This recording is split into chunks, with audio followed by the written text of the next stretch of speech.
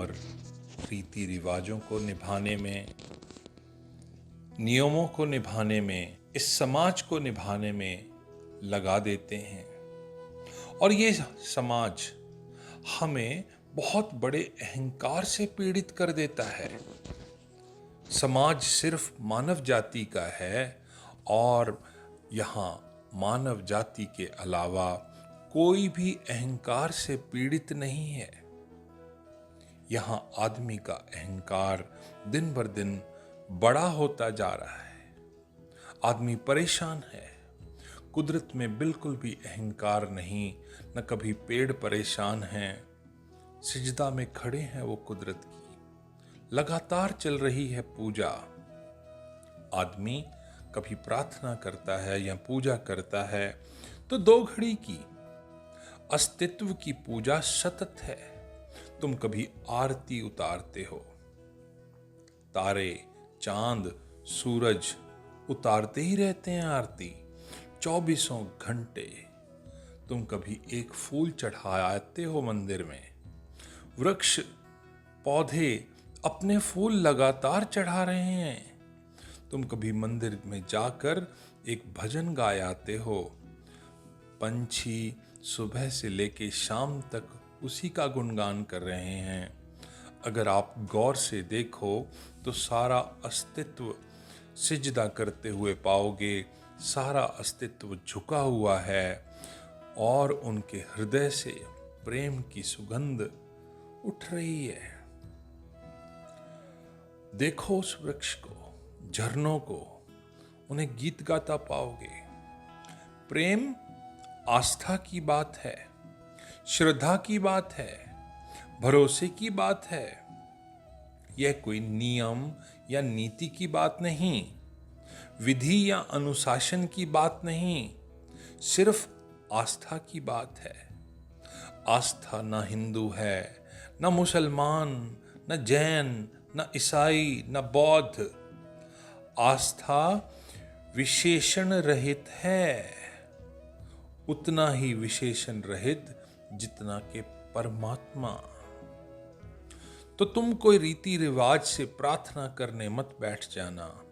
सीख मत लेना कभी कि प्रार्थना कैसे की जाए, क्योंकि वही सबसे बड़ी अड़चन हो जाएगी असली प्रार्थना के जन्म होने में।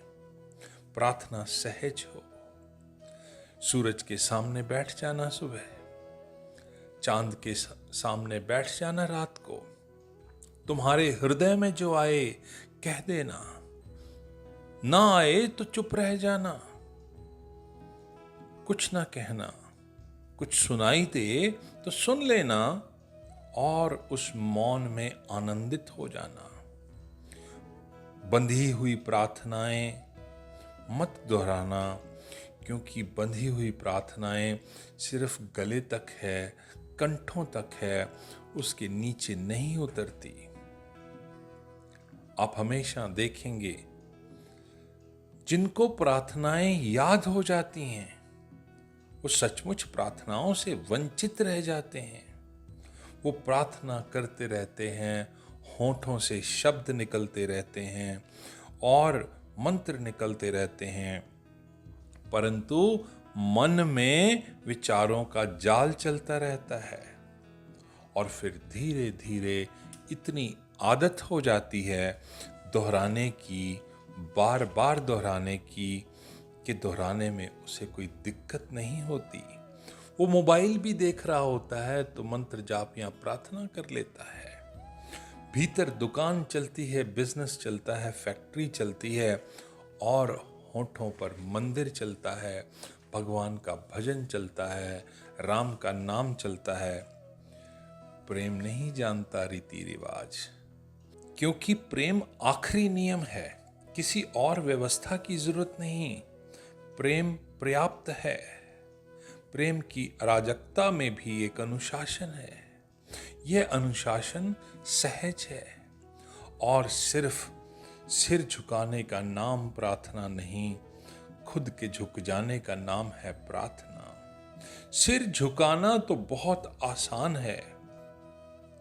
लोग बच्चों को लेकर आते हैं संतों के पास, महात्माओं के पास बच्चे बहुत मुश्किल से सिर झुकाते हैं, खड़े हो जाते हैं, तो उनकी माँ उनका सिर पकड़कर उनके चरणों में झुका देती है और यूं लगता है कि बच्चों के साथ बहुत ज्यादती हो रही है।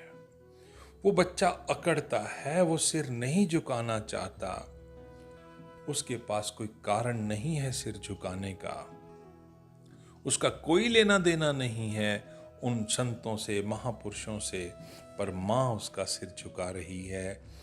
एक नियम सिखाया जा रहा है और वो धीरे धीरे अभ्यस्त हो जाएगा। बड़ा होते होते किसी को झुकाने की जरूरत नहीं रहती, वो खुद ही झुकने लगता है। लेकिन उसके हर झुकने में डर, अपनी माँ के हाथ का, उसकी माँ का हाथ हमेशा गर्दन पर रहेगा। वो बुढ़ापे तक झुकेगा, तब तक इसे कोई झुका रहा है, ये खुद नहीं झुक रहा। तुमने कभी ख्याल किया होगा कि तुम मंदिर या धर्म स्थान पर जाकर अपने आप झुकते हो? क्या ये सिर्फ एक आदत है या आपकी आस्था है? तुम सभी को याद होगा, किसी न किसी दिन आपके भी माता पिता ने आपकी गर्दन को झुकाया था, किसी मूर्ति के सामने, किसी मंदिर में, किसी धर्म स्थान में, किसी गुरु के सामने। याद करो उन दिनों को और धीरे धीरे तुम अभ्यस्त हो गए। फिर तुम भी संसार के रीति रिवाज और नियम समझने लगे, तुमने भी औपचारिकताएं सीख ली। ये बच्चा बहुत ज्यादा शुद्ध होता है, जो सीधा खड़ा रहता है, उसे झुकना नहीं आता, उसे झुकने का कारण समझ नहीं आता। उसे अंदर से लगता है कि माँ एक झूठ सिखा रही है, समाज सभी को झूठ सिखा रहा है, औपचारिक आचरण सिखा रहा है। फिर धीरे धीरे परत पर परत जमती जाती है और ऐसी घड़ी आ जाती है कि तुम सरलता से झुकते हो और बिना जाने कि ये भी तुम्हारा झुकना नहीं, ये सरलता भी झूठी है।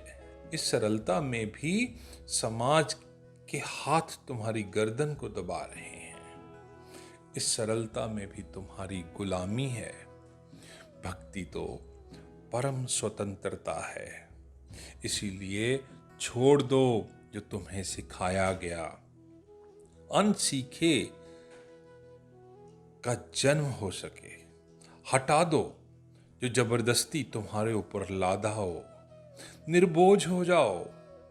फिर से सीखना पड़ेगा तुम्हें ये पाठ। तुम्हारी स्लेट पर, तुम्हारी कॉपी पर बहुत कुछ लिख दिया लोगों ने, खाली कर दो उसे, धो दो उसे, ताकि आप अपने स्वभाव के अनुकूल उस पर लिख सको। प्रार्थना एक बहुत अभूतपूर्व घटना है।